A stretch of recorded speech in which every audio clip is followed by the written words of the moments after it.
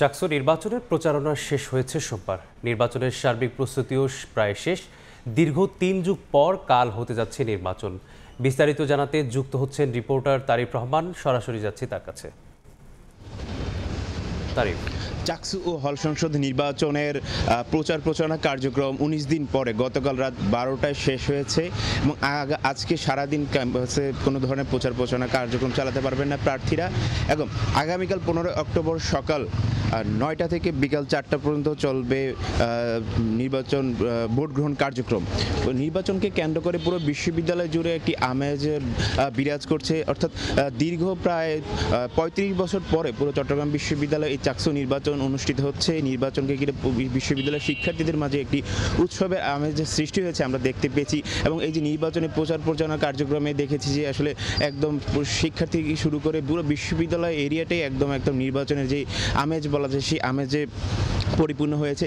এছাড়া নির্বাচনকে কেন্দ্র করে পুরো বিশ্ববিদ্যালয়ে একটা নিরাপত্তার চাদরে নিয়ে আসার কথা আমাদেরকে নির্বাচন কমিশন জানিয়েছে। পুরো বিশ্ববিদ্যালয়ে আজ থেকে ৪ স্তরের নিরাপত্তা ব্যবস্থা কার্যকর থাকবে এবং বিশ্ববিদ্যালয়ের শিক্ষার্থী কর্মচারী শিক্ষক ছাড়া আসলে বহিরাগত কেউ বিশ্ববিদ্যালয়ে প্রবেশ করতে পারবেন না বলে আমাদেরকে নির্বাচন কমিশন জানিয়েছে।